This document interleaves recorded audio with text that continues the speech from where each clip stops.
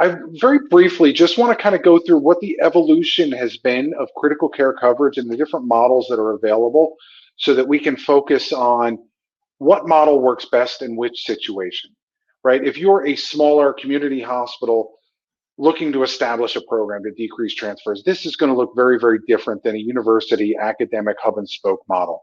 So I'm going to try and generalize this and point out different examples as we go. So with that being said, in 1968, yes, it was hospitalists and PCPs. Now, while it's easy to be kind of tongue-in-cheek about that, the reality is for smaller hospitals with an average census of 5 patients in the ICU, there is no way in the world you're going to be able to justify any sort of dedicated on-site critical care resources. It's just not going to be practical. So the reality is, yes, you're going to do the best you can with what you've got. And sometimes that's not perfect, but hey, it's what you've got.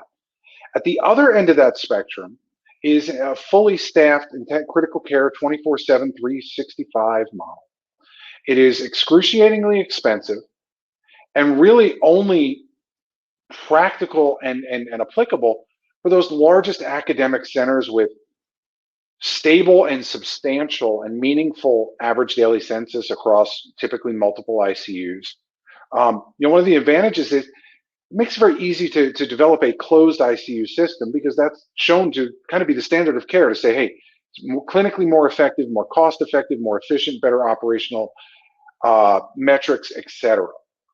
So that leaves kind of everybody else in between in the middle, where you wind up with some sort of a hybrid model. Hey, maybe I've got coverage during the day from an intensivist and I need night coverage or off shift coverage or some sort of relief coverage. In the last year, we've seen more than a few situations where, somebody's out. We've got a 2-week hole in our schedule we need to fill. How do we fill that, right?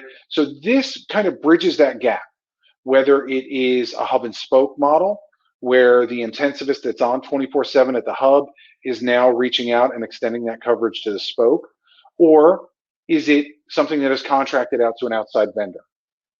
The end goal here is being able to create an economy of scale that justifies that expense so that you can have the best of both worlds with on-site critical care coverage and not have that lapse, not have say, oh, I'm sorry, it's going to be the hospitalist or the nocturnist that's covering at night, trying to bridge a gap that way.